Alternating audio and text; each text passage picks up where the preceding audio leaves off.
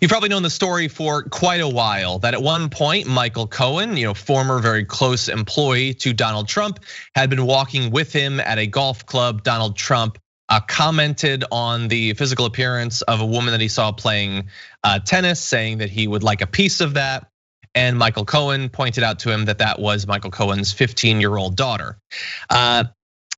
That's just what Trump does. That's just what he does. And we've known that story for some time, but now Samantha Cohen, the former 15-year-old that Trump had sexualized in that way, went on CNN to speak with Alisyn Camerota about it.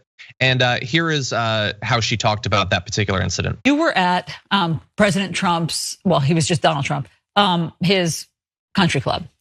And you were playing tennis and you came off the court.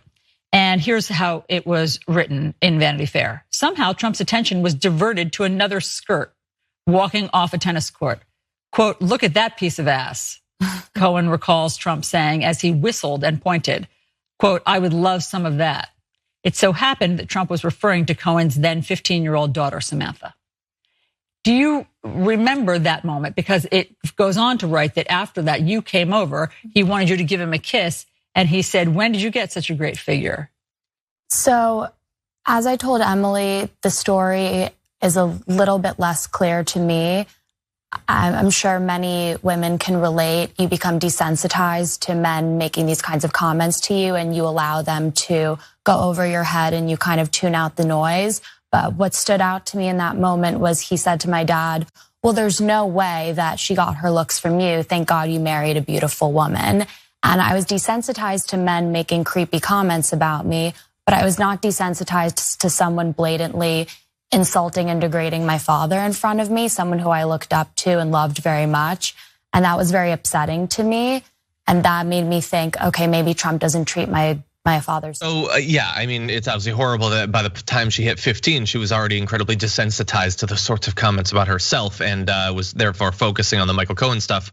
But yeah, no, it totally happened. And that is, let's say, the 30th creepiest thing that we have him saying about underage girls.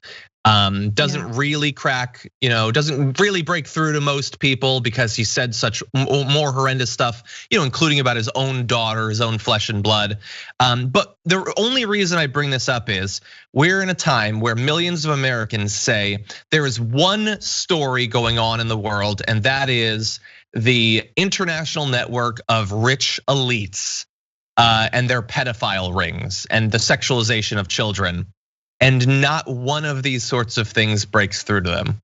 That maybe it's not just Bill Gates and Tom Hanks and Chrissy Teigen that are eating children. Maybe the politician that you think is gonna crack down on the whole thing, maybe he's been sexualizing kids the entire time.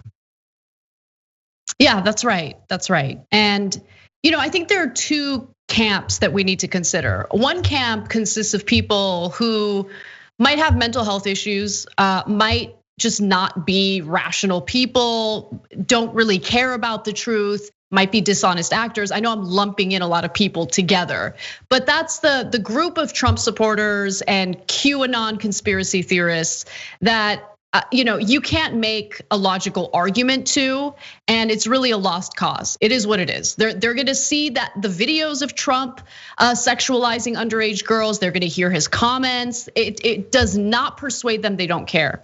However, I think it's important to consider that this whole QAnon conspiracy theory has expanded among the electorate, particularly on the right. And QAnon has created, some interesting entry points for logical people who mean well, but they don't know that they're, maybe following a hashtag that seems completely innocent. But what's behind that hashtag is a pretty organized group of people who are trying to spread a conspiracy theory. So I actually came across a family member of mine who had reposted a QAnon conspiracy theory with the hashtag Save the Children. Save the Children is a super innocent sounding, awesome sounding hashtag, right? It seems like the type of activism you'd want to get involved in. Of course, who doesn't want to save the children?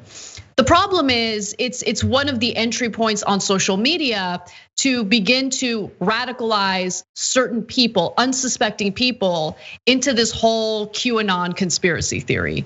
And there needs to be a concerted effort to, I guess, debunk those theories. I think there needs to be a way to inform people and educate people about what's really going on. I think that the whole conspiracy theory community is constantly like mutating into like different things.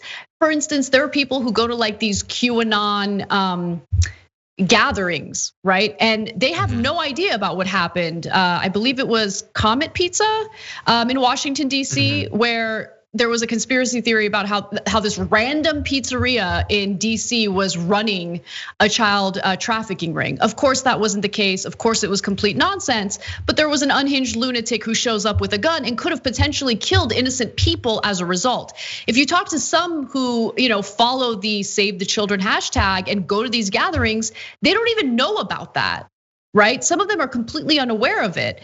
So. Yeah, it's just something to keep in mind as this type of story develops, because it is incredibly dangerous, it is damaging, and the way that social media companies run does help some of the most dishonest, destructive people in society radicalize unsuspecting people. Yeah, 100%. Yeah, I think that people need to take it seriously, especially since we're gonna have at least a few elected officials after November that support the QAnon theory. Here at TDR, we're QAnon free. We follow R. He's got the true predictions of what's gonna happen. But anyway, yeah, one thing that I just wish, and my last point is, I wish in America we could ever have an extremist, crazy, radical movement that's at least kind of consistent. Like, if the crazy anti-abortion people really cared about the kids and also like they did like a bit of picketing of abortion clinics, and then they also like demanded that low-income women get money and resources so that they can bring up their kids in, with a high quality of life or something, like make it consistent. Like if the intellectual dark web actually seemed to care at all about free speech outside of being paid huge amounts of money to give speeches at colleges, like even once, that would be cool. And then with QAnon, I think that there are some regular people that are worried about kids. I think a lot of it is just political opportunism. A lot of it is just people who need something to distract them from how horrific the world is, and they don't really care about the kids at all. It's just, this seems exciting. And then I think there's a significant number that are, like, I'll just say it, that have really perverted views of children. I think that that's probably it. I'm not saying that they're active pedophiles, they sleep with kids, but I think to go about your life believing that it's rational to think that the vast majority of Americans or people around the world want to sleep with 12-year-olds. If you believe that, I really do think that that says more about you than about the rest of the world, because that seems crazy to me. I don't think that's what people are like. And as I mentioned on the main show, a major QAnon subreddit shut down because the guy running it admitted in a big post that you can read that he had been struggling with desires to look at child pornography for literally years. It's this weird sort of projection. But anyway, I'm just saying, if you're gonna be a part of it, I'm not saying you have to trust every one of the accusations against Donald Trump, but just understand that these aren't crazy speculation. He is on the record, on video, sexualizing young girls, whether they're blood related to him or otherwise, going back literally decades. Just pretend to factor that in to your ongoing campaign against the international child trafficking rings. That's all I'm saying.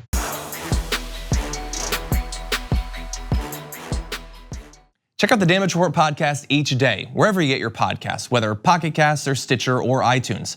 You can join me as I give you the news and stories you want, with a range of co-hosts and interview guests jumping in on the fun each day. Again, that's the Damage Report, wherever you get your podcasts. And if you get them at iTunes, don't forget to rate and review. Sometimes I'll read them live on the show.